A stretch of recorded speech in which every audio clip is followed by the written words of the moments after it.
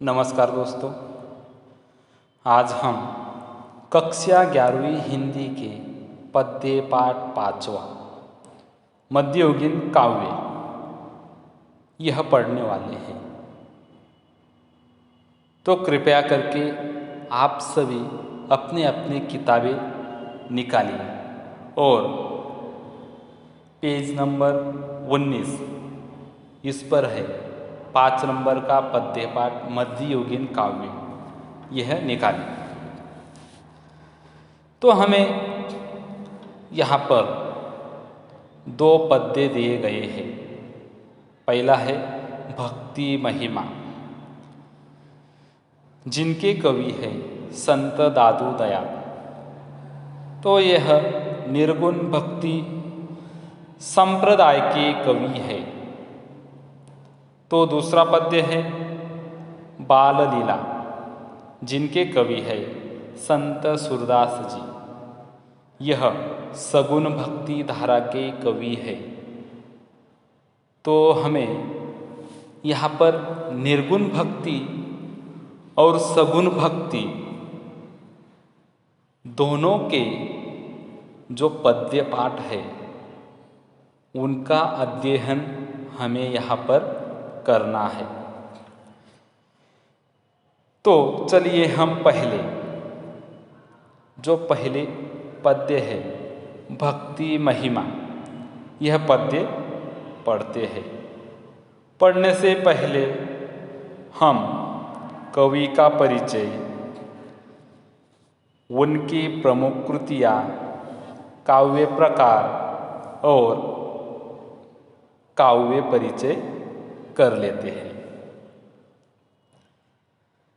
तो पहले कवि परिचय देखते हैं। संत दादू दयाल जी का जन्म 1544 को अहमदाबाद गुजरात में हुआ।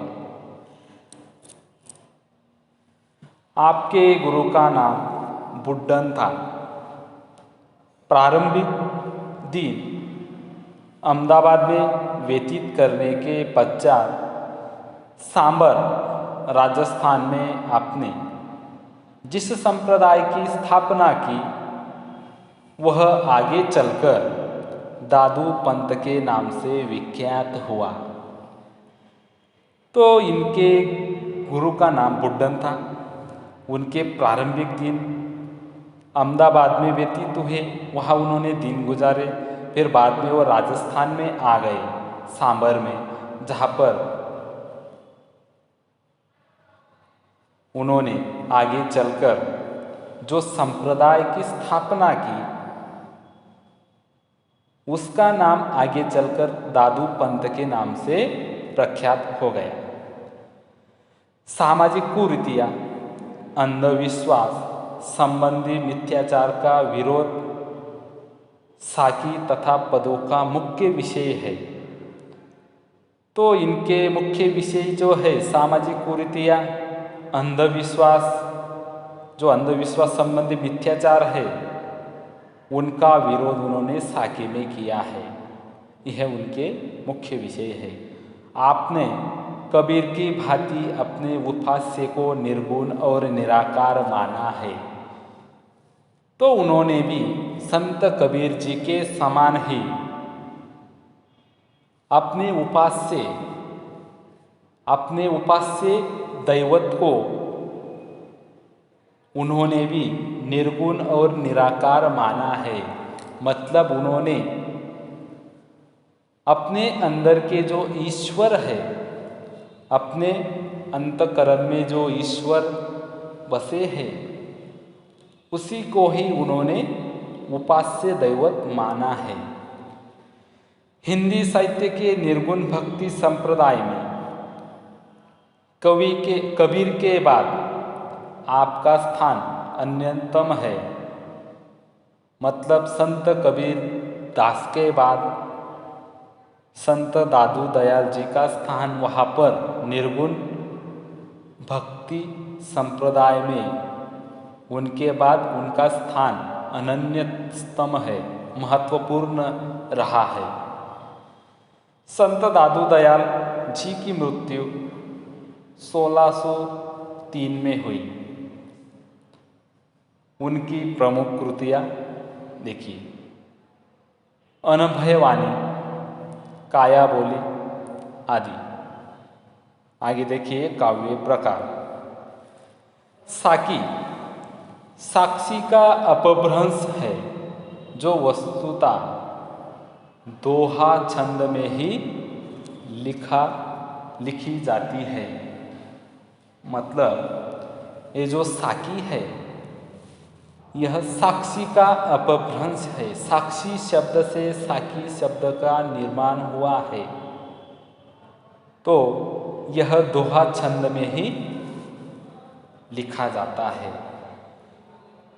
साकी का अर्थ है साक्ष्य, प्रत्यक्ष ज्ञान, नीति, ज्ञानोपदेश और संसार का व्यावहारिक ज्ञान देने वाले छंद साकी नाम से प्रसिद्ध हुए हैं।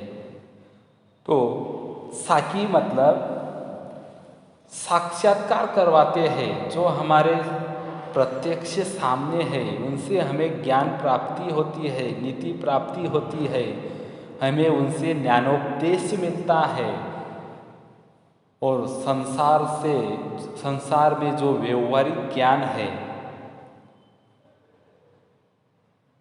उनके बारे में हमें बहुत सारे ज्ञान मिलता है। आगे चलकर वह साकी नाम से प्रसिद्ध हुए हैं। निर्गुण संत संप्रदाय का अधिकांश साहित्य साकी में ही लिखा गया है। जितने भी संत हो गए हैं निर्गुण साहित्य संप्रदाय में, उन्होंने ज़्यादा से ज़्यादा साकी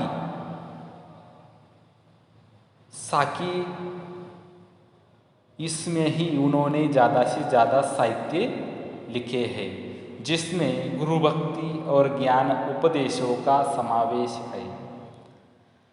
नाथ परंपरा में गुरु वचन ही साकी कहलाने लगी।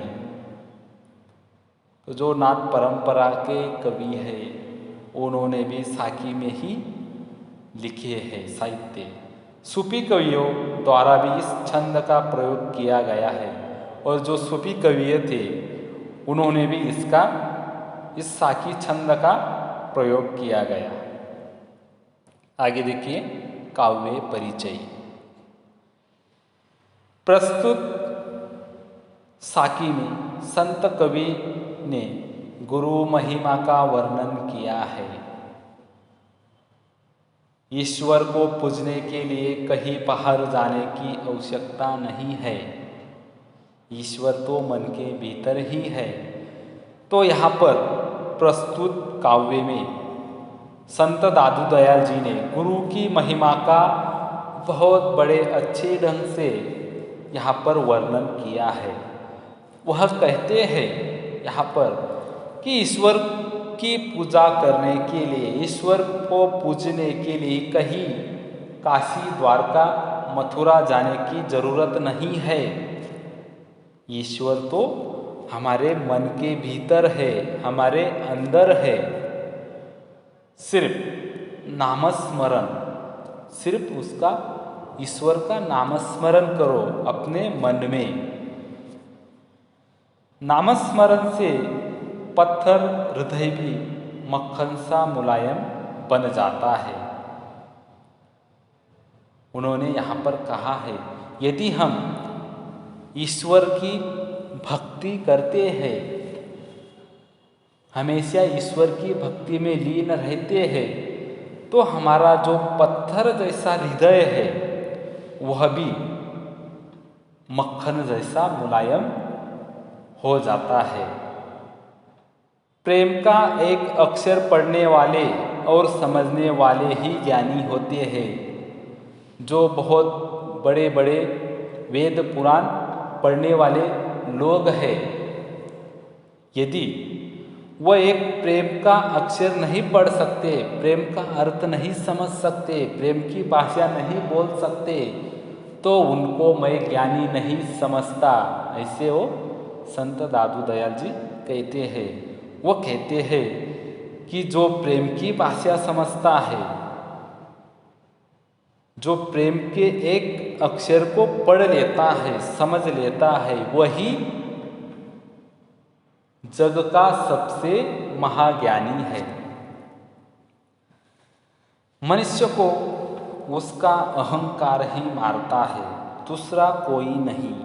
आगे कहते हैं कि मनुष्य को मारने वाला दूसरा कोई नहीं रहता, उसे मारने वाला उसके अंदर का जो अहंकार है वही उसे मार गिराता है। अहंकार का त्याग करने से ईश्वर की प्राप्ति होती है। यदि हम अपने अंदर के जो अहंकार है उसका त्याग कर दें तो हमें अपने आप ईश्वर की प्राप्ति मिल सकती है। जिसकी रक्षा ईश्वर करता है वही इस भव सागर को पार कर सकता है। आगे कहते हैं जिसकी रक्षा करने वाला स्वयं भगवान हो, स्वयं प्रभु हो, ईश्वर हो, तो उसे कौन मार सकता है। और जिसके साथ ईश्वर हो, जिसके सिर पर ईश्वर का हाथ हो, वह इस संसार के भवसागर को आसानी से पार कर सकता है। इसीलिए हमें सदा ईश्वर की शरण में जाने चाहिए, ईश्वर का नाम स्मरण करना चाहिए। ईश्वर एक है, वह सभी मनुष्यों में समान रूप से बसता है, अतः सबको समान मानना चाहिए। आगे संत दादू दयाल जी कहते हैं ईश्वर एक ही है, राम रहीम एक है, वह सभी मनुष्य में समान रूप से स्थापित है, सभी के दिलों में, हृदय में वह बसता है, रहता है। इसीलिए सबको समान मानना चाहिए, चाहे वो मनुष्य हो, पशु हो या पक्षी हो, सभी एक समान है, सब में ईश्वर का निवास है। इस प्रकार से हमने कवि परिचय, उनकी प्रमुख कृतियाँ, काव्य प्रकार और काव्य परिचय देख लिया। अब हम आगे काव्य पंक्तियाँ देखते हैं।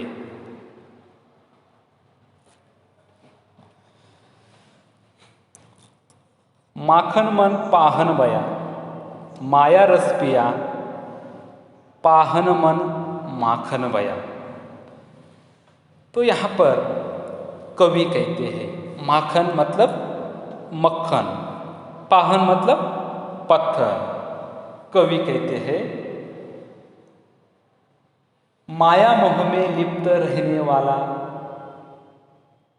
तथा भक्ति का रसपान करने वाले जो लोग हैं उनकी तुलना करते हुए वो आगे कहते हैं कि जो लोग माया मोह में डूबे रहे, अर्थात जिन्होंने माया रूपी रस का पान किया, उनका मक्खन के समान कोमल हृदय सूख कर पत्थर जैसा हो गया। किंतु जिन्होंने भक्ति रस का पान किया, मतलब जिन्होंने ईश्वर की भक्ति में अपना सब कुछ दे दिया, ईश्वर भक्ति में लीन हो गया, जिन्होंने भक्ति रस का पान किया, उनका पत्थर के समान दिल भी पिघलकर मक्खन जैसा हो जाता है। अर्थात उनका हृदय प्रेम से भर उठता है। तो यहाँ पर कवि हमें यह बताना चाहते हैं, यदि हम माया मोह से मुक्त होकर ईश्वर भक्ति में लीन हो जाते हैं तो हमारा पत्थर जैसा दिल भी मक्खन जैसा कोमल हो जाएगा। और यदि हम हमारे संसार रूपी माया रूप में ही फंसे रहेंगे तो हमारा मक्खन जैसा दिल भी पत्थर जैसा हो जाएगा। आगे की पंक्तियां पढ़ते हैं।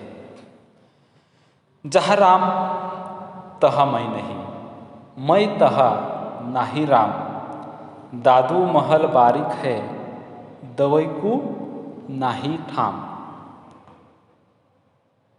तो दादू दयाल जी यहाँ पर कहते हैं कि अहंकार और ईश्वर दोनों एक साथ नहीं रह सकते। अहंकार और ईश्वर दोनों एक साथ नहीं रह सकते। अहंकारी व्यक्ति से प्रभु दूर रहते हैं। कवि कहते हैं कि जो अहंकारी व्यक्ति है, जो अहंकारी मनुष्य है, उससे प्रभु हमेशा दूरी रखते हैं, उससे दूर ही रहते हैं। जो व्यक्ति प्रभुमय हो जाता है, जो व्यक्ति प्रभु की भक्ति करता है, फिर उसमें अहंकार नहीं रहता। जब वो ईश्वर भक्ति में लीन होता है तब उसका अहंकार अपने आप निकल जाता है। कवि आगे कहते हैं कि मनुष्य का हृदय एक ऐसे सांकरे महल के समान है। सांकरे बारीक मतलब छोटा सा, एकदम छोटा सा महल है। महल मतलब हमारा हृदय। एक हमारा हृदय एक ऐसा छोटा सा महल है जहाँ पर प्रभु और अहंकार दोनों एक साथ नहीं रह सकते। अर्थात प्रभु की भक्ति पाने के लिए मनुष्य को सबसे पहले अहंकार का त्याग करना जरूरी होता है।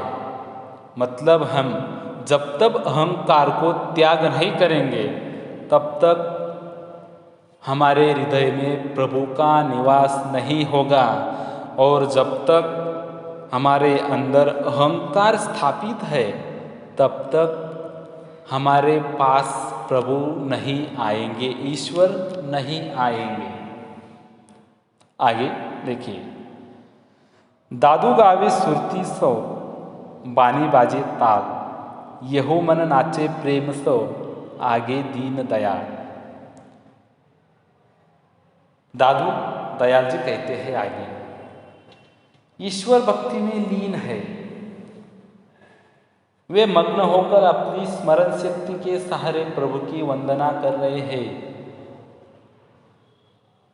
संत दादू दयाल जी ईश्वर भक्ति में लीन होकर वह मग्न हो गए हैं ईश्वर भक्ति में और अपने स्मरण शक्ति से, अपने मरण शक्ति के सहारे से प्रभु की वंदना कर रहे हैं, प्रभु के गीत गा रहे हैं। उनकी वाणी ऐसी मुखरित हो रही है मानो ताल बज रहा हो। वे कहते हैं कि उनका मन प्रेमोन्माद में नाच रहा है, उनका मन आनंद से उल्लासित होकर नाच रहा है। उनको अपने समक्ष अपने आराध्य और दीन दुखियों पर विशेष कृपा करने वाले प्रभु खड़े दिखाई दे रहे हैं। तो जब वो प्रभु के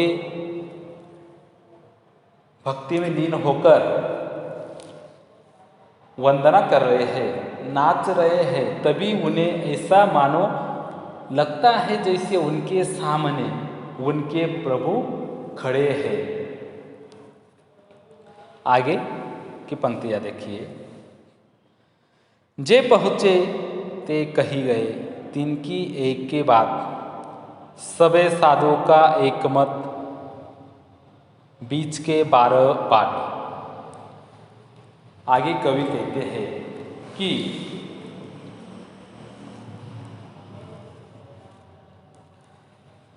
जो पहुँचे हुए लोग हैं, जो बहुत बड़े बड़े महात्मा हो गए, जिन लोगों ने भक्ति के सहारे भवसागर पार कर लिया है, उन सब का केवल यही कहना है कि भक्ति का सहारा लेकर ही भवसागर को पार किया जा सकता है। मतलब जो बड़े बड़े महात्मा हो गए, संत हो गए, इन्होंने कहा है कि यदि हमें संसार रूपी भवसागर को पार करना है तो केवल सिर्फ हमें भक्ति का ही सहारा लेना पड़ेगा, और भक्ति मार्ग से ही ईश्वर का सहारा लेकर ही हम संसार रूपी भवसागर को पार कर सकते हैं।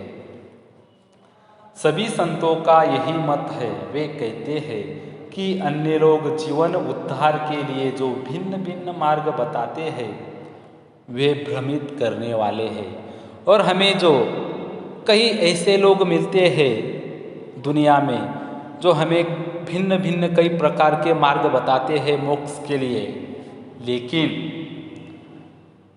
हमारे संतों ने कहा है कि जो बताने वाले हैं वो आपको भ्रमित करना चाहते हैं। इसीलिए यदि आपको संसार का भवसागर पार करना है तो इसके लिए आपको भक्ति मार्ग ही सही मायने में उपाय है। आगे की पंक्तियाँ देखिए। दादू पाती प्रेम की बिरला बाचे कोई, वेद पुराण पुस्तक पढ़े प्रेम बिना क्या होए। दादू दयाल जी कहते हैं आगे प्रेम की महत्ता बताते हुए कि प्रेम का पत्र कोई बिरला ही पढ़ पाता है, यानी उसे समझना सबके वश की बात नहीं है।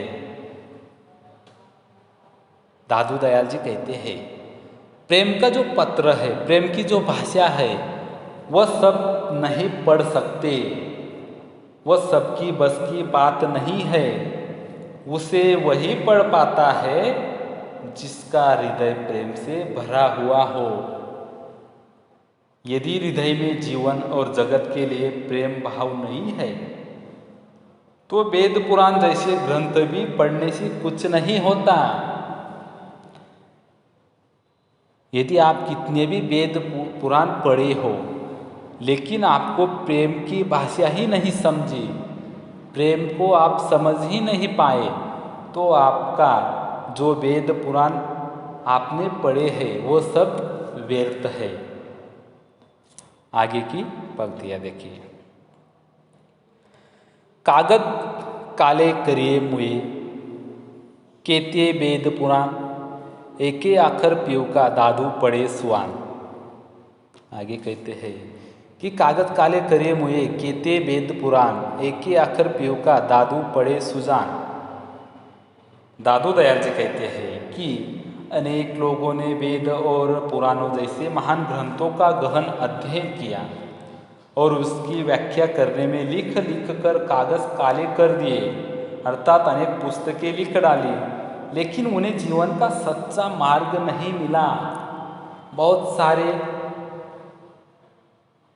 पुराण ग्रंथ उन्होंने लिख डाले, उन्होंने उनका गहन अध्ययन किया, उनकी व्याख्या लिखी, लेकिन उन्हें जीवन का सच्चा मार्ग नहीं मिला।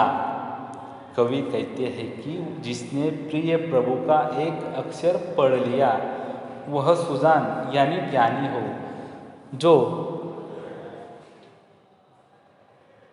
जो प्रेम की भाषा जिसने समझ ली, जो प्रेम का एक अक्षर पढ़ लिया, वही सबसे ज्ञानी है।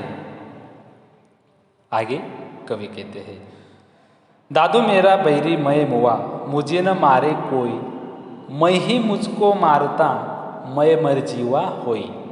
मरजीवा मतलब जीवित होते हुए भी मरा हुआ। आगे कहते हैं दादू दयाल जी, मैं यानी मेरा अहंकार, मेरा अहंकार, मेरा अहंकार ही मेरा शत्रु निकला, जिसने मुझे मार डाला, मुझे पराजित कर दिया, मुझे कोई दूसरा नहीं मार सकता। मतलब मैं ही मेरा शत्रु हो, मेरा अहंकार ही मुझे मार सकता है, मुझे दूसरा कोई नहीं मार सकता, मुझे दूसरा कोई पराजित नहीं कर सकता। मेरा अहंकार ही मुझे पराजित कर सकता है, मुझे कोई दूसरा नहीं मार सकता। मैं खुद ही अपने आप को मार रहा हूँ, अर्थात मेरा अहंकार ही मुझे मारने वाला निकला, कोई दूसरा नहीं। तो मेरा शत्रु, मुझे मारने वाला कौन है? मेरा खुद के अंदर का जो अहंकार है वही मेरा शत्रु है, और वही मुझे मार सकता है, वही मुझे मारेगा। इस प्रकार से कवि कहते हैं। जिनकी रक्षा तू करे ते उबरे करतार, जे ते छाड़े हाथ थे ते डूबे संसार। जिनकी रक्षा, रक्षा मतलब रक्षा, कवि कहते हैं कि अब मैं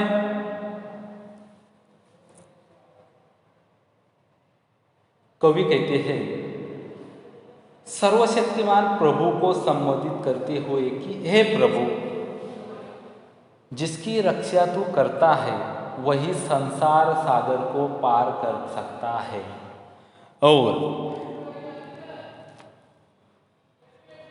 जिनका हाथ तू छोड़ देता है यह भवसागर में डूब जाते हैं। अर्थात जिस पर तेरी कृपा होती है वे ही सफल हो पाते हैं। कवि यहाँ पर हमें कहना चाहते हैं, जिनकी रक्षा ईश्वर करता है, जो ईश्वर के भक्ति मार्ग में लीन होकर ईश्वर के सहारे, ईश्वर के भक्ति के सहारे भव सागर को पार करते हैं, वो निकल पड़ते हैं, वह भव सागर को पार कर लेते हैं। लेकिन जो ईश्वर को नहीं पूजते, जो ईश्वर की भक्ति में नहीं लीन होते, तो वो आगे जाकर वही भव सागर में डूब जाते हैं। आगे की पंक्तियां देखिए। काहे को दुख दीजिए साई है सब माही, दादू एके आत्मा दूजा कोई नाही। दादू संत आगे कहते हैं कि हे नासमझ, तू किसी को क्यों दुख देना चाहता है? प्रभु तो सभी के अंदर विद्यमान है, चाहे वो मनुष्य हो, पशु हो, पक्षी हो, सब में समान रूप से स्थापित है प्रभु। तो क्यों दूसरों को दुख देना चाहता है? सबकी आत्मा एक है, आत्मा ही परमात्मा है, परमात्मा के अलावा यहाँ दूसरा कोई नहीं है।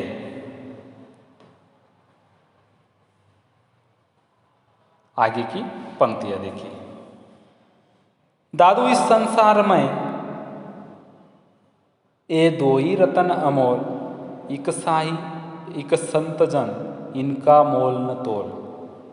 यहाँ पर दादू दयाल जी कहते हैं कि इस संसार में ऐसे दो ही रत्न हैं जिनका कोई तोल मोल नहीं हो सकता। एक है ईश्वर और दूजा है संत लोग। इनका तोल मोल कोई नहीं कर सकता, क्योंकि एक तो स्वयं प्रभु है, तो दूसरा रत्न जो है प्रभु की आराधना करने वाला संत जन। ये दोनों रत्न अनमोल है, इन्हें न कोई खरीद सकता है और न कोई तोल सकता है। ये दुनिया की सबसे अनमोल रत्न है।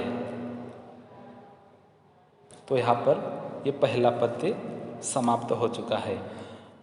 अगली बार हम दूसरा जो पद्य है बाल लीला वह देखेंगे। ठीक है।